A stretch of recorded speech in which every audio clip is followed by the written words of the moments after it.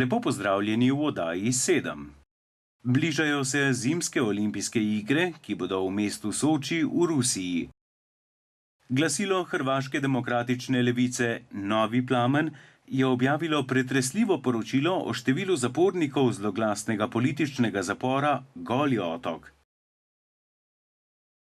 Obiskali smo otvoritev razstave Govoreče roke na Zavodu za gluhe in naglušne Ljubljana.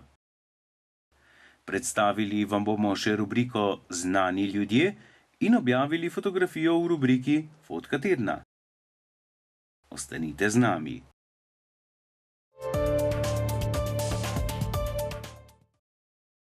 Zimske olimpijske igre se nezadržno bližajo. Potekale bodo med 7. in 23. februarjem v mestu Soči v Rusiji. To bodo že 22.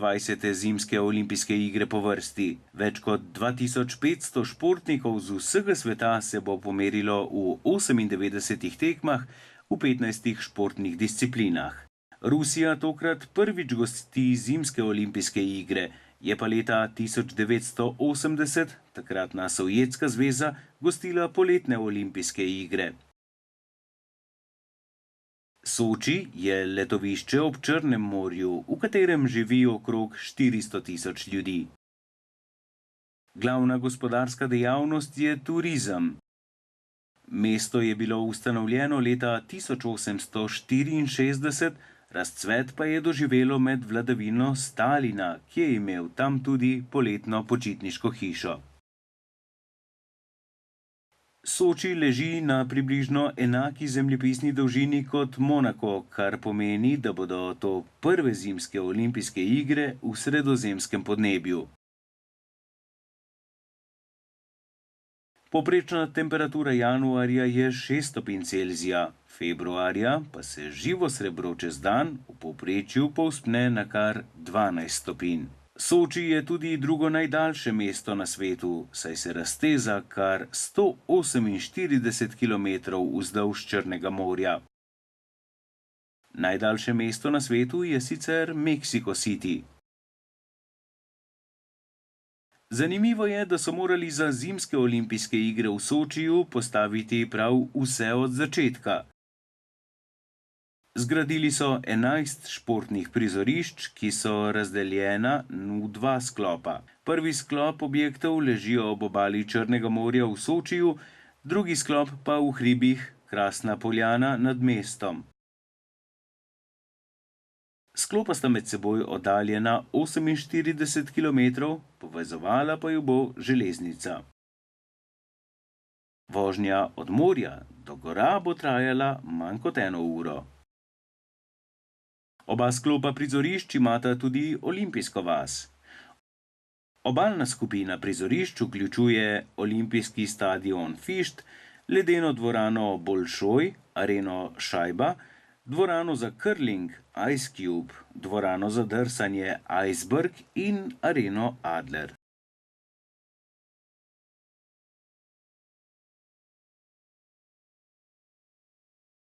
V gorski skupini pa so tekaški in biatlonski center Laura, alpski smučarski center Rosa Kutor, skakalni center Ruski Gorki, sankaški center Sanki in središče za ekstremne športe Rosa Kutor.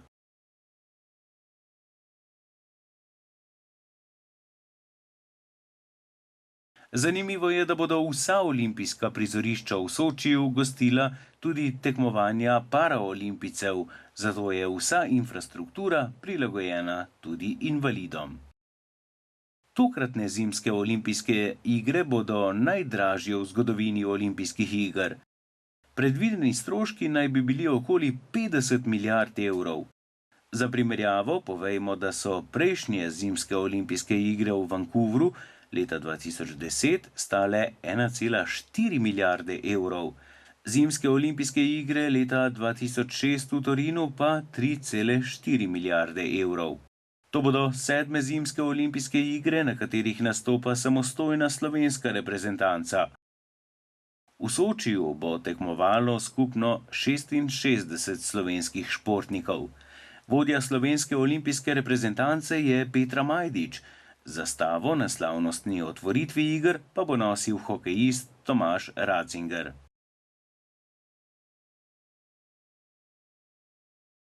Na seznamu je sicer 50 športnikov in 16 športnic.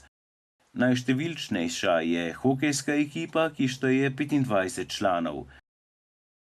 Sledi 9 skakalcev in 9 deskarjev, 8 smučarjev, 6 biatloncev, 5 tekačev, 3 kombinatorci in 1 smučar v prostem slogu. Najbolj uspešna država pri zbiranju medalj na zimskih olimpijskih igrah je Norveška. Do zdaj je ta država na 21 zimskih olimpijskih igrah osvojila 303 medalje, 107 zlatih, 106 srebrnih in 90 bronastih. Po uspešnostih sledijo Združene države Amerike z 253 medaljami, Avstrija z 201 medaljo, nekdanja Sovjetska zveza s 194 medaljami in Nemčija s 190 medaljami. Odkar Slovenija samostojno nastopa na zimskih olimpijskih igrah, je osvojila 7 medalj. Nazadnje na igrah v Vancouvru leta 2010, ko je smučarka Tina Maze osvojila 2 srebrni medalji, smučarska tekačica Petra Majdič pa bronasto medaljo. Zdaj pa si poglejmo, kaj ljudje pričakujejo od slovenskih športnikov na tokratnih zimskih olimpijskih igrah.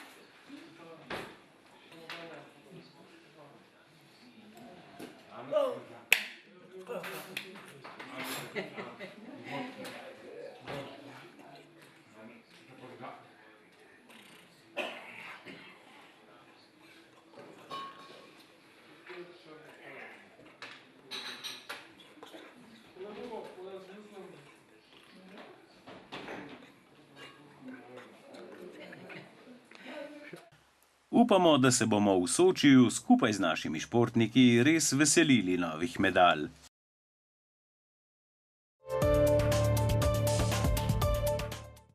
Glasilo hrvaške demokratične levice Novi plamen je objavilo pretresljivo poročilo o številu zapornikov zloglasnega političnega zapora Goli otok. Med letoma 1949 in 1956 je bilo tam zaprtih več kot 16.000 ljudi, označenih za sovražnike Socialistične federativne republike Jugoslavije. Po ideološkem razkolu z Rusijo te je na otok lahko spravila že samo omemba imena Stalin. Arhiv razkriva, da je bilo tam zaprtih tudi nekaj več kot 450 Slovencev. Zanimivo je, da za ograjo zapora ni bilo paznikov. Zaporniki so med seboj s trpinčenjem in ovajanjem sojetnikov dokazovali, da so nedolžni in si s tem prislužili možnost svobode. Za trpinčenje je poskrbela tudi narava. Pozimi mraz in burja, poleti neznosna vročina in pomanjkanje vode. V 8 letih obstoja je na otoku umrlo kar 413 zapornikov. Z objavo podatkov iz arhiva so pripadniki hrvaške Nove levice želeli opraviti s preteklostjo in opozoriti, da se takšni zločini nad človekom ne smejo več dogajati.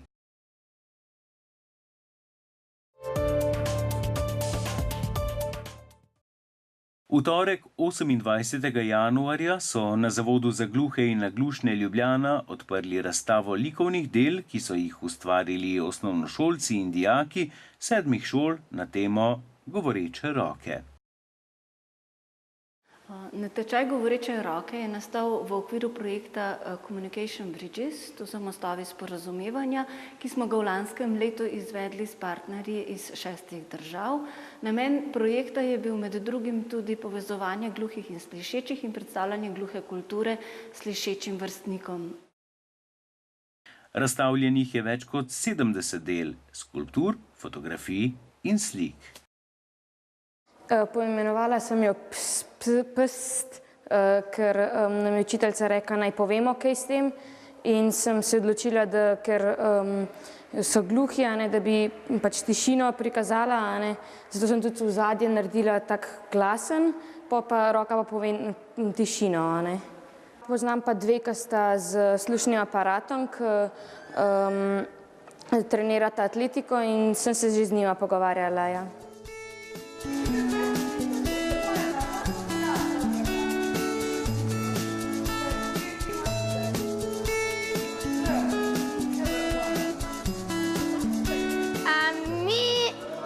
Mi z rokom pomagamo, pa moj ime Jan, mi se učimo, pa pišemo.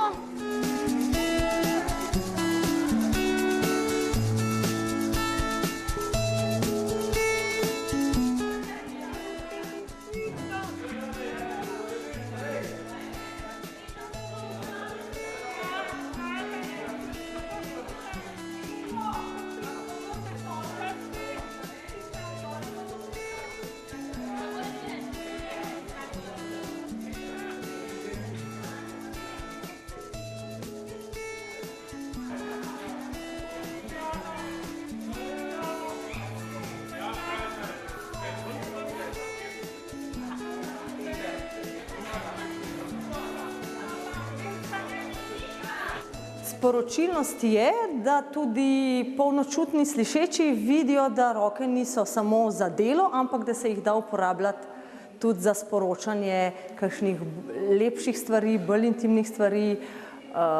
Z njimi se da veliko povedati, pokazati. Skratka, namen je bil širši javnosti predstaviti gluhe, naglušne, njihovo kulturo, njihov jezik in nenazadnje znakovni jezik, pri katerim se uporabljajo roke. Razstava Govoreče roke bo na Zavodu za gluhe in naglušne Ljubljana na ogled do 28. februarja.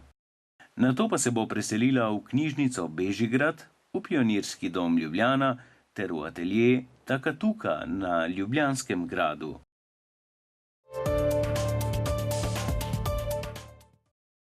V rubriki Znani ljudje vam bomo tokrat predstavili gluhega izumitelja Thomasa Edisona.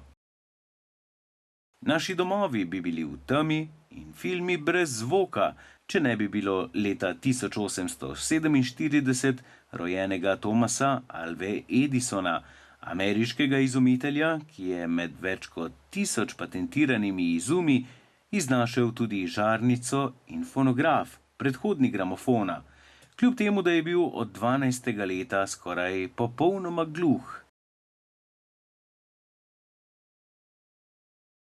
Čeprav ni imel formalne izobrazbe, Edison velja za enega največjih umov človeštva. Zaradi slabega sluha ni mogel slediti pouku. Učitelji so ga označili za neumnega. Mati je zato Edisona kmalu izpisala iz šole in ga doma sama poučevala. Že kot otrok je bil Edison radoveden in vedoželjen. Veliko časa je preživel v knjižnici, v domači kleti pa si je zgradil kemijski laboratorij, v katerem je izvajal razne poskuse. Denar za svoje poskuse je služil s prodajo sendvičev na vlaku. V praznem vagonu vlaka si je tudi uredil laboratorij, a njegove kemijske snovi so zanetile požar.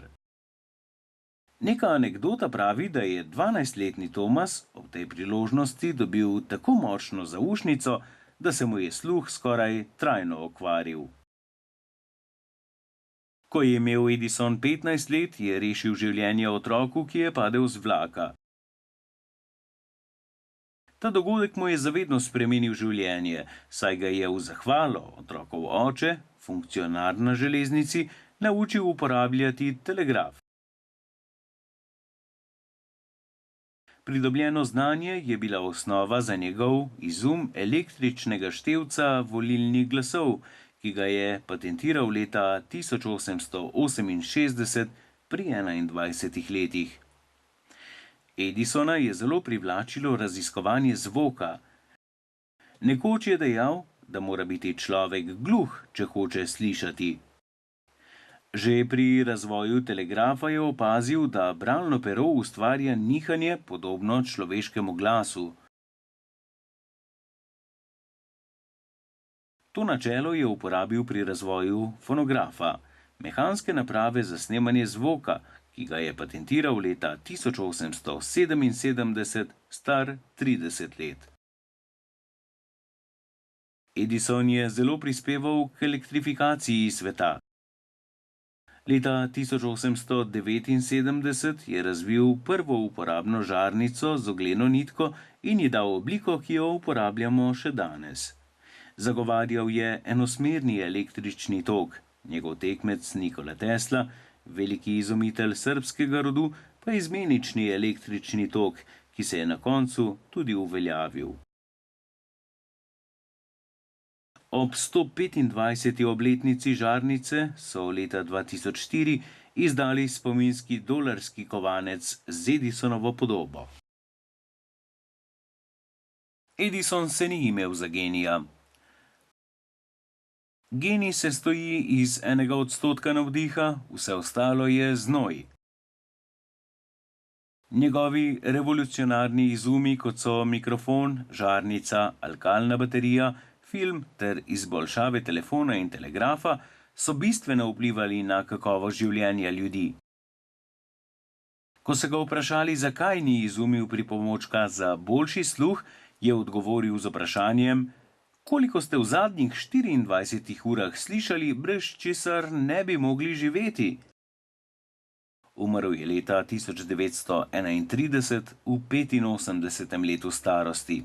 V čast velikega izumitelja so med pogrebom žarnice gorele z zmanjšano svetlobo.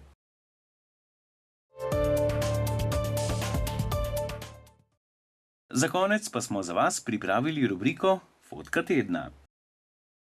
Na elektronski naslov smo dobili fotografije in z veseljem vam objavljamo fotografijo tedna. To fotografijo nam je poslala Meta Benčina. Fotografijo je poimenovala Zatišje pred nevihto. Čudoviti oblaki kažejo na prihod nevihte. Gospa Benčina, hvala lepa za sodelovanje. Seveda vas in vse ostale vabimo, da še naprej sodelujete v naši rubriki, tako da nam pošljete zanimive fotografije na elektronski naslov spletna.tv@zveza-gns.si z naslovom Fotka tedna. Mi pa bomo izbrali najlepšo fotografijo in jo objavili vsak petek pred koncem oddaje. Lepo se imejte in nasvidenje.